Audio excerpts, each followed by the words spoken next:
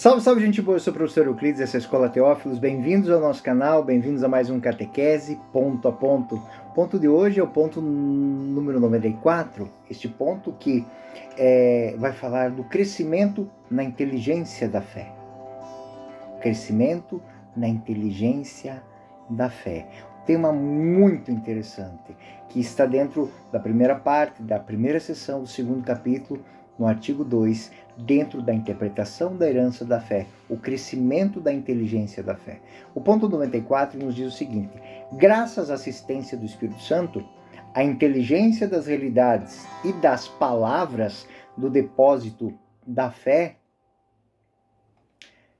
pode crescer na vida da igreja pela contemplação, pelo estudo dos crentes que as meditam no seu coração, e particularmente pela investigação teológica que aprofunda o conhecimento das verdades reveladas, pela inteligência interior das coisas espirituais que os crentes experimentam, divina eloquia cum legente, as palavras divinas crescem com quem as lê, pela pregação daqueles que receberam com sucessão episcopal um carisma certo da verdade.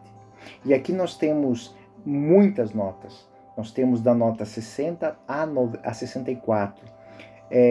São citações do Concílio Vaticano II e a nota 66, muito interessante, uma homilia de São Gregório Magno, homilia em Ezequielen, sobre o livro de Ezequiel. Textos também do Concílio Vaticano II, do decreto Unitatis Redintegratio, da Gaudium et Spes, da Dei Verbum, da Dei Verbum 8, da Gaudium et Spes 62. Então, essas notas são muito importantes também. O catecismo ele é uma coleção de informações, uma coleção de conhecimento, uma coleção da mais fina eloquência teológica. Então, o catecismo, ele construído do jeito que está, desde uma pequena gravura que ele contenha, até mesmo a estas notas que muitas vezes parecem apenas verbetes, né? Não, eles são importantes. Posso dizer assim, todos esses textos, se vocês digitarem aí em qualquer browser do computador ou no próprio campo de busca do seu smartphone, você vai para estes documentos que estão lá à disposição na Santa Sé em português, né? Então, isso é muito importante. Né? Ou entrando numa biblioteca, numa livraria católica, aí os senhores podem adquirir esses documentos. Né? Então, eu digo que lembrar que o catecismo ele traz um grande capital de informações, e que é o que nós estamos estudando, o que fazer com essas informações. Esse estudo do número 94, ele tenta suscitar em nós uma motivação muito interessante, que é compreender a inteligência da fé. Analisar a contribuição do estudo, da contemplação, da experiência espiritual, da leitura do magistério para o aprofundar da compreensão da fé e da vida da igreja. Ou seja, como lançar raízes nesta fé. Então, os pontos chaves desse ponto 94 é a inteligência da fé. Entender aquilo que se crê. O Espírito Santo, a contemplação, a teologia, a experiência espiritual, muitas coisas que estão escritas, que são conceituais, elas só passarão a ser entendidas por nós cristãos quando nós, de fato, mergulharmos numa experiência espiritual daquilo. Uma peregrinação, por exemplo. Quem vê um Círio de Nazaré, quem vê a peregrinação Aparecida, quem vê uma peregrinação a Bom Jesus de Matozinhos, quem vê uma peregrinação a um santuário da Sagrada Família, a um santuário qualquer, muitas vezes fica pensando, poxa, mas o que movimenta essas pessoas? Né? Para quem não tem fé, para quem não tem essa inteligência da fé, esse intelligo ut credam, esse entender para compreender, para crer, aquilo vai passar despercebido na vida dessa pessoa. Mas para pessoas que fazem esse entendimento, esse estudo, essa contemplação e essa experiência espiritual, tem toda uma dinâmica diferente. O Catecismo da Igreja Católica, então, em consonância com os documentos do magistério, afirmam que a inteligência da fé, ela cresce na vida de cada fiel e cresce na vida da Igreja através de inúmeros meios. E todos esses meios são impulsionados pelo Espírito Santo. O estudo busca analisar esses meios, aprofundar a compreensão e desenvolvimento da fé da comunidade eclesial. Pensem bem, as crianças lá que estão iniciando na catequese agora, elas são chamadas através de histórias, através de imagens, de livros com imagens, de trabalhos manuais, de trabalhos de jogos, a entender a vivência, né? A compreensão de certos valores. E esses valores bem sedimentados, eles vão crescendo. E o crescimento na inteligência da fé só se dá pela assistência do Espírito Santo. É um processo que não é humano, mas é dom de Deus. É dom de Deus, do Espírito Santo, que guia a igreja na verdade plena. João, capítulo 16, versículo 3, leiam isso. Santo Tomás de Aquino, ele vai dizer que o Espírito Santo move o intelecto para a compreensão da fé. Mas isso depende de cada fiel, de cada homem e de cada mulher. Muitos homens e muitas mulheres não evoluem na sua fé porque não se entregam, não se esmeram. Como todo profissional, e eu não estou comparando com profissão, eu estou comparando com algo maior que é a vocação. Muitos homens e muitas mulheres vocacionados, eles não progridem nesta fé porque não ouvem um chamado, não mergulham nessa convicção. A contemplação e estudo são vias privilegiadas para o crescimento na fé. A contemplação, esse olhar amoroso para Deus, permite com que cada um de nós, permite com que cada fiel possa penetrar os mistérios da fé, experimentar essa presença divina. O estudo teológico, por sua vez, ele aprofunda o conhecimento da verdade revelada, investigando as escrituras, a tradição, o magistério, né?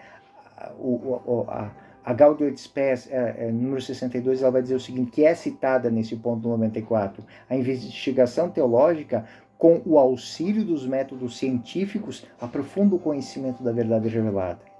A experiência espiritual faz com que nós cresçamos interiormente. Essa experiência espiritual que faz com que nós aprofundamos a nossa vida de fiéis, contribuindo para o crescimento interior da fé. E isso, gente, se torna capital de cada um e capital de todos. Por quê? Porque quando oramos com fé, convictos da fé, instruídos na fé, a nossa oração tem mais ênfase. Quando vivemos, quando comungamos, quando nos aproximamos dos sacramentos com maior conhecimento, maior ênfase, eles têm maior repercussão na nossa vida. Quando vivemos a nossa vida comunitária, não porque estamos ali juntos, mas porque queremos estar ali juntos, nos tornamos fiéis muito melhores. E os fiéis que experimentam o convívio conosco, instruídos na fé, motivados pela fé, crescendo na fé, eles têm a presença de Deus diante dos seus olhos e a fé deles também cresce. Por isso eles aprofundam a sua relação com Deus.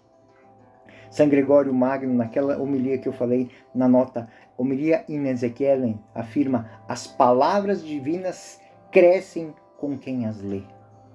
Por quê? Porque o verbo divino se fez carne e habitou entre nós.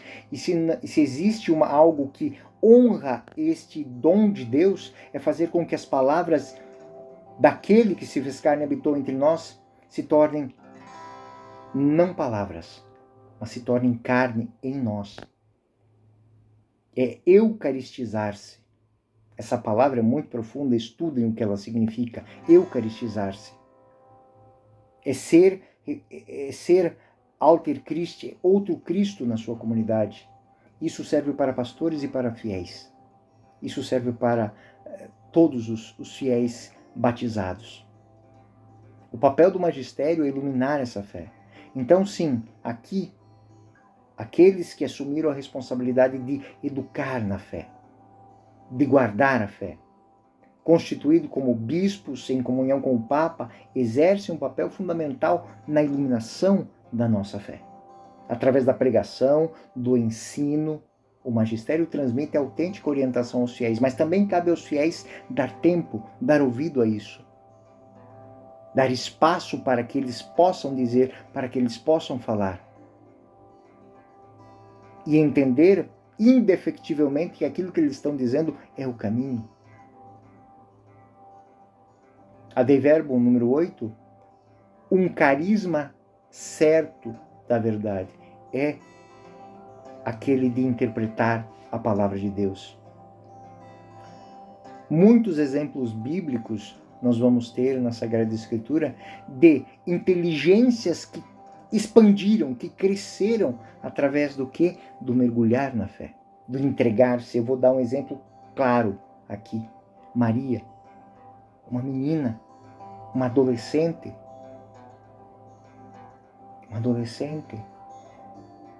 que cresceu na fé, expandiu a sua inteligência de fé, a sua inteligência de crente.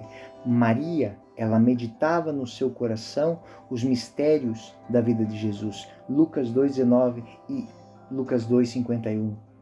Os discípulos de Emaús que reconheceram Jesus ao partir o pão, eles meditavam pelo caminho, eles o reconheceram no caminho. Então a tradição da igreja é que se manifesta dentro de uma sala de catequese, dentro de uma família que se reúne ao redor da mesa para partir o pão cotidianamente, o pão mesmo, o alimento, mas agradecendo a Deus. Faz com que a tradição da igreja ofereça inúmeros exemplos. Nós somos chamados a sermos doutores da fé. Através da contemplação, do estudo, da experiência espiritual, aprofundando uma contemplação. Nunca se teve tantas ferramentas para ter acesso ao conhecimento. E nunca se leu tão pouco as coisas de Deus. Lê-se tudo no dia a dia. Mas aqueles minutos, eu me lembro que a minha avó, é muito interessante que a cada 2, 3 anos ela comprava uma Sagrada Escritura grande, né? E deixava em casa para que a gente pudesse folhear. A gente que era criança, a gente gostava das figuras, tinha muitas figuras, mas o interessante é que ela dava aquilo como possibilidade de questionamentos, de perguntas. E eu me lembro que muitas vezes eu e meus primos, a gente chegava e perguntava, o que é isso aqui? E ela contava. Então ela estava propondo uma conversa. Ela não estava impondo uma discussão, uma verdade. Não, ela estava propondo. E quando eu me abro a isso, tudo flui mais tranquilamente. Então quando os pais reúnem os filhos, os pais conversam com os filhos, sejam espertos, sejam inteligentes, coloquem as questões e deixem eles meditarem sobre elas. A tradição da igreja oferece inúmeros exemplos de santos, através da contemplação, do estudo, da experiência espiritual, aprofundaram a sua compreensão de fé. Santo Agostinho é um grande exemplo disso. Santo Agostinho estudou as coisas erradas e as coisas certas, né? Em um certo momento ele começou a entender a vida dos santos e ele faz um questionamento muito interessante. Por que eles conseguiram e não eu? Ele muda a sua vida. Ele muda a sua vida. Ele adere profundamente àquelas palavras. Ele transforma a sua vida. Concluindo este ponto 94, posso dizer o seguinte: o crescimento da inteligência da fé É um processo dinâmico que é impulsionado, não tenham dúvida disso, pelo Espírito Santo. Envolve contemplação, ou seja, aprender a ver as coisas. A contemplácio, aprender a olhar para as coisas. Aprender a olhar para o mundo, aprender a olhar para as coisas de Deus, para as coisas belas, aprender a olhar para as pessoas. Hoje a gente está com a cara tanto nas telas e não olha mais para as pessoas. O estudo teológico. Um livrinho, um livro, um texto, o catecismo. Estudem, estudem, estudem, porque a cada vez que nós estudarmos, mais coisas nós vamos aprender. E por fim, a experiência espiritual. Experimentem com a alma aquilo que vocês vivem. Experimentem com a alma a Eucaristia, experimentem com a alma a caridade, experimentem com a alma o perdão, experimentem com a alma a família, experimentem com a alma o mundo. Experimentem com a alma a natureza. Essa experiência espiritual, motivada pelo Espírito de Deus que habita em nós, nos fará mestres. E nos fará homens e mulheres mais integrados às nossas comunidades, às nossas famílias e a nós mesmos. A interação entre estes elementos que eu acabei de citar aqui contribui para que nós tenhamos uma fé amadurecida, nós tenhamos uma fé inteligente, nós tenhamos uma igreja amadurecida, nós tenhamos uma igreja inteligente e nós sejamos testemunhos do Evangelho para o mundo. Muito bem, gente boa. Eu sou o professor Euclides, essa é a Escola Teófilos. Este foi mais um Catequese Ponto a Ponto. Fiquem com Deus, até o próximo ponto.